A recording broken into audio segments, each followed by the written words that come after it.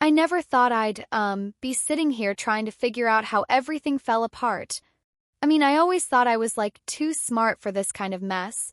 But here I am, alone, in my living room. And honestly, I'm just trying to wrap my head around what the hell happened. So yeah, I'm Lindsay.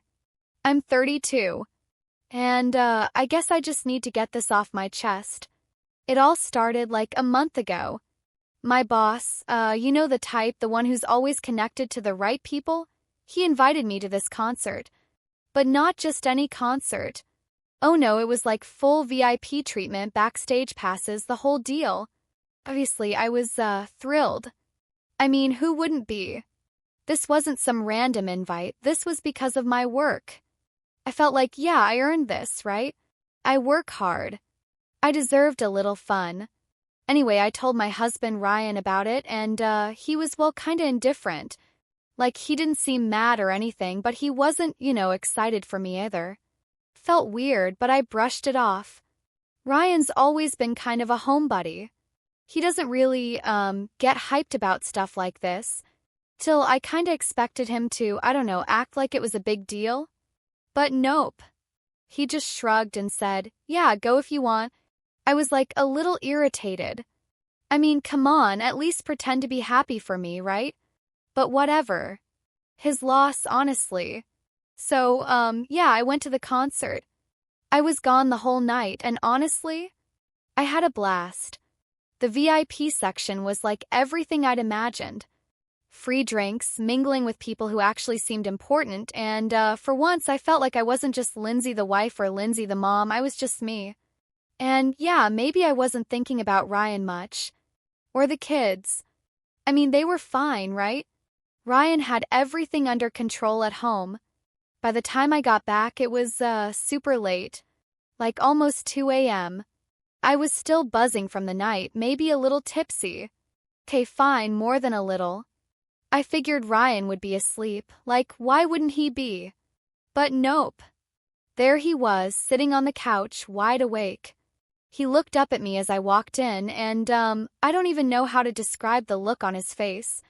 It wasn't anger exactly. More like disappointment.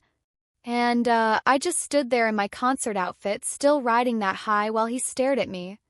I probably should have felt guilty, but I didn't. Not then. I mean, I'd had this amazing night, and now here he was, acting all weird. Finally, he handed me this envelope. And I was like, what's this? Ryan didn't say much. Just, you'll see. His voice was flat, like he wasn't even trying to hide how done he was. So, I opened it. And it wasn't like super long or anything, just a few sentences. But wow, it hit hard. It was basically a note about how he felt like I didn't appreciate him anymore, like he was just, I don't know, a background character in my life. And he mentioned how distant I'd been. I mean, sure, there was a little guilt creeping in, but honestly, my first thought was, this is so dumb. Like, really? I just came back from an amazing night, and now he's acting all dramatic? Over what? I put the letter down, and I looked at him, still standing there in my heels and concert wristband. I don't get it, I said, trying to keep my tone casual. Is this about me going to a concert? Ryan just shook his head, barely looking at me. Maybe it's about more than that, he said, his voice calm but like too calm. Maybe it's about how I feel like you never put me, or us, first anymore. I could feel my face flush, not with guilt but with irritation. Oh, come on, Ryan, I said, rolling my eyes. You're acting like I never do anything for you. I work, I take care of the house, the kids. And now you're mad because I went to a concert? A work thing, by the way. He finally looked up at me, and the look in his eyes? That hurt more than I wanted to admit. You've been doing this a lot lately, he said, his voice quiet but steady. Going out, spending money like it's nothing, acting like what happens at home doesn't matter, crossed my arms and scoffed. I'm allowed to have a night, Ryan. God, it's not like I do this every week. It's not about the concert, Lindsay, he said, raising his voice just enough to make me freeze for a second. It's about everything else. You don't even notice how far apart we've gotten. You don't notice me. And honestly, maybe I'm just tired of pretending like it doesn't bother me. I wanted to snap back. I really did. But for a second, just a second, I felt this little stab of doubt. Was he right? No. No way. Look, I said, shaking my head. I don't know what you're trying to say, but I'm not going to sit here and feel bad for going to a concert. I deserve to have fun once in a while, and I'm not going to apologize for that. Ryan stood up then, like he was done with the conversation. He didn't yell, didn't slam any doors. He just walked into the other room, letting out this long, tired sigh as he went. And me? I just stood there, fuming. Why was he making such a big deal out of nothing? The next day, things didn't get any better. Ryan was still distant, barely speaking to me. He wasn't slamming things or yelling, but the silence? Ugh, it was worse. I tried to act like I didn't care, like it didn't bother me, but, it totally did. Still, I wasn't about to chase him around the house, begging him to talk. I mean, I had things to do, and I wasn't gonna let his mood ruin my day. But, as the hours dragged on, I couldn't shake the feeling that this wasn't just about the concert. Like, yeah, he was mad, but it felt deeper than that. It's like, I don't know, maybe things had been off for a while, and I just hadn't wanted to admit it. That night, when the kids were finally in bed, I decided to confront him. Not because I wanted to, but because, the tension in the house was unbearable. I sat down across from him in the living room, crossing my arms and trying to keep my voice steady. All right, Ryan, I said, what's really going on? 'Cause, this can't just be about the concert. He didn't even look at me at first, which, annoyed me more than it should have. Finally, he sighed and said, Lindsay, it's not about the concert. It's about everything else. Everything else? I repeated, genuinely confused. What does that even mean? It means, he said, finally meeting my eyes, that I feel like I don't matter to you anymore. Like you're always thinking about yourself, about what you want, and I'm just here. Background noise. Okay, ouch. That one stung. But instead of owning up to it, I laughed, that defensive, frustrated kind of laugh. Background noise? Seriously, Ryan? I'm running this house, taking care of the kids, working my ass off, and you're sitting here acting like I don't do enough? What else do you want from me? He didn't yell. He didn't even look angry. He just looked tired. I want you to care, Lindsay, he said quietly. I want you to notice me. To notice us. Because right now, it feels like you don't. I didn't know what to say to that. Yeah, I could feel the truth in his words, but admitting it? No way. So instead, I shrugged and said, Look, I don't know what you want from me, but I'm doing the best I can. Are you? He asked, and that one really hit. I blinked at him, trying to figure out if he was actually serious. What's that supposed to mean? I asked, my voice sharper than I intended. Ryan leaned back in his chair, rubbing his face like he was trying to wipe away the frustration. It means, he said slowly, that it doesn't feel like you're giving your best, Lindsay. Feels like you're coasting. Like you're just getting through each day without thinking about what we're building together. Building together? I repeated, raising an eyebrow. Ryan, what do you think I'm doing every day? I'm keeping this house running, keeping the kids fed and happy. And yeah, maybe I went to a concert, God forbid I have one night to myself, but that doesn't mean I don't care about this family. He let out this, short laugh, but it wasn't a funny kind of laugh. It was the kind that made my stomach twist because I knew it meant he wasn't buying a word I was saying. Lindsay, he said, looking at me with those tired eyes that had been haunting me lately, it's not about the concert. It's about the fact that you don't see what's happening right in front of you. You don't see how much we're struggling, how much I'm struggling. And honestly, I don't think you want to see it. That hit like a punch to the gut. But instead of admitting he was right, because yeah, maybe he was, I doubled down. Don't put this all on me, I snapped. You're acting like everything's my fault, like I'm the only one who's messed up here. But you've been distant too, Ryan. You've been pulling away, and I've been trying to hold everything together on my own. So don't sit there and act like you're some innocent victim. I'm not, he said quietly. But at least I'm trying to fix things. What are you doing, Lindsay?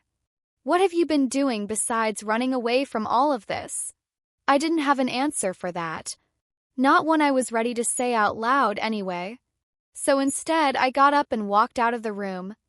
I'm done with this conversation, I said over my shoulder, trying to sound like I didn't care. You can keep sulking if you want, but I'm not doing this anymore. The next morning, things were, even worse. Ryan didn't say a word to me as we got the kids ready for school. He barely even looked at me, which was like infuriating but also kind of heartbreaking. As soon as the kids were out the door, I turned to him, crossing my arms. Are we just not going to talk now? Is that the plan? Ryan sighed, his shoulders slumping like he was carrying the weight of the world. I don't know what to say to you anymore, Lindsay, he said. I've been trying to reach you for months, and it's like you're not even listening. Reach me, I said, my voice rising. You think I don't see you trying? You think I don't care? Ryan, I'm doing the best I can here. But I'm not perfect, okay? I'm not some supermom who has it all figured out. I never asked you to be perfect, he said, his voice breaking just a little. I just asked you to try. To meet me halfway. But you can't even do that. And, that was the moment I realized just how bad things had gotten.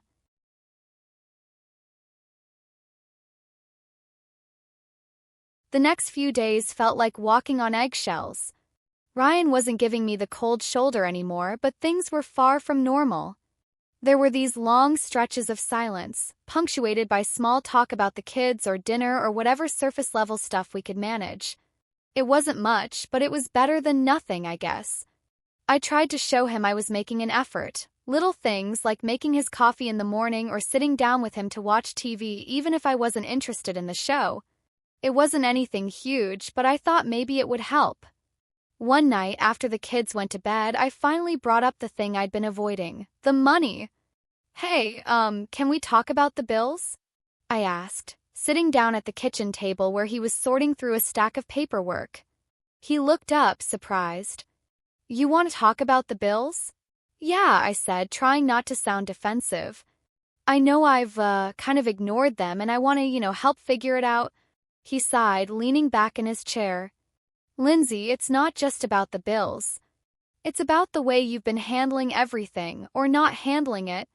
I know, I said quickly, cutting him off before he could start listing all the ways I'd screwed up. I get it, okay?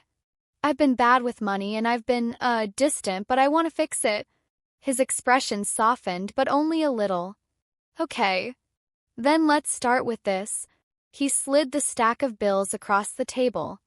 As we went through everything, I felt a mix of shame and relief. Shame because, well, yeah, I'd been reckless with our finances. Relief because, for the first time, it felt like we were tackling the problem together. It wasn't easy. Ryan didn't hold back when it came to pointing out how much debt we'd racked up because of my spending. And yeah, it stung. But I also knew he wasn't wrong. By the end of the night, we'd come up with a rough plan to get back on track. It wasn't perfect, but it was something. Thanks, I said quietly as we finished up. He gave me a tired smile. Don't thank me yet. We've got a long way to go. The next week, I tried harder. I cut back on the online shopping, even canceled a subscription or two. It wasn't easy, old habits die hard, but I could see that it meant something to Ryan. But it wasn't just about the money. I knew that. I started making more of an effort with us, too. I'd ask about his day, even if I knew the answer would just be fine. I'd sit with him during dinner instead of scrolling through my phone. I even suggested we go out for a walk together, something we hadn't done in, well, I couldn't even remember the last time. It wasn't perfect. There were still moments where the tension would creep back in, where one of us would say something that hit a nerve. But it felt like we were trying, and that was more than we'd done in a long time. Then, one evening, Ryan surprised me. I booked a babysitter for Saturday, he said casually over dinner. I blinked at him. You did? Yeah, he said, taking a bite of his food. Thought maybe we could go out, just the two of us. It's been a while.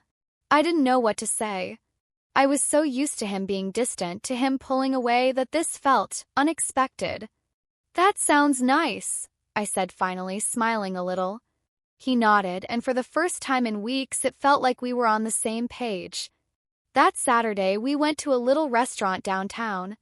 Nothing fancy, just a place we used to go to back when we were dating. Sitting across from him, I felt something I hadn't felt in a long time: hope. We talked, really talked. Not just about the kids or the bills, but about us, about how we'd gotten to this point and what we could do to fix it.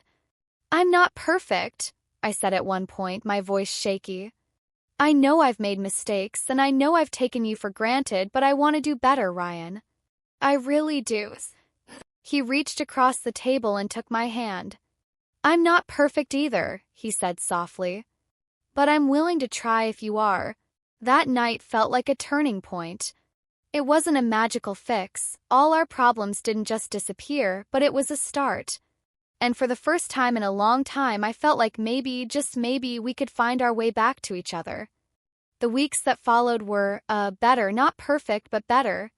Ryan and I were both trying, and I think we could both feel the difference. It was like we'd stopped fighting against each other and started fighting for us instead. I stuck to the budget we'd made, even though, it wasn't easy. There were days I wanted to click add to cart so badly, but I kept reminding myself why I was doing this. I'd even catch myself thinking, is this worth undoing all the progress we've made? And honestly, it never was. Ryan noticed, too. He didn't say much, but there was this shift. He started smiling more, talking more. He wasn't so guarded around me anymore. Felt like the walls between us were finally starting to come down. One night, after the kids were in bed, we were sitting on the couch together. TV was on, but neither of us was really watching. I could feel him glancing at me, like he was waiting for the right moment to say something. Finally, he spoke. I've been thinking a lot about us. That was enough to get my attention. I muted the TV and turned to face him. Yeah? What about? He hesitated for a second, then sighed. I feel like we lost each other for a while. Like we were just coasting, I nodded, feeling that familiar lump in my throat. I know. And, I think a lot of that's on me. He shook his head. It's not just you. I should have said something sooner. I should have. I don't know, fought harder. Ryan, you've been fighting this whole time. I'm the one who... My voice cracked and I had to take a deep breath. I'm the one who let us get here. Maybe, he said with a small shrug. But it doesn't matter now. What matters is where we go from here. That night we talked for hours. About the things we'd been holding back, the things we'd been afraid to say. It wasn't easy, some of it was, pretty raw, but it felt good to finally get it all out. He told me how lonely he'd felt, how he'd started to think I didn't care anymore. I told him how overwhelmed I'd been, how I'd felt like I was drowning but didn't know how to ask for help. By the end of it, we were both emotionally drained but also lighter somehow. After that, things didn't magically become perfect, but they did get better. We started spending more time together, even if it was just sitting on the porch after the kids went to bed or taking a walk around the neighborhood. Little moments that reminded us why we'd fallen in love in the first place. I stopped using shopping as a way to cope, and Ryan stopped shutting down every time things got hard. We learned how to talk to each other again, how to really listen. One day, I was cleaning out the hall closet when I found that old letter he'd written me, the one he gave me after the concert. For a moment, I just stared at it, the memory of that night rushing back. Part of me wanted to throw it away, to forget it ever existed. But instead, I tucked it into a box with other keepsakes. It wasn't a reminder of my mistakes, it was a reminder of how far we'd come. 6 months later, I can honestly say we're in a better place. We're not perfect, who is, but we're stronger. And yeah, it took a lot of hard conversations, a lot of uncomfortable truths, and a lot of work, but we made it. Ryan still teases me about my impulsiveness, and I still roll my eyes when he insists on comparing prices for everything. But we've learned how to meet in the middle, how to lean on each other instead of pulling apart. And, most importantly, I've learned not to take him for granted. Because at the end of the day, it's not about the concerts or the money or the mistakes, it's about us. And that's worth fighting for.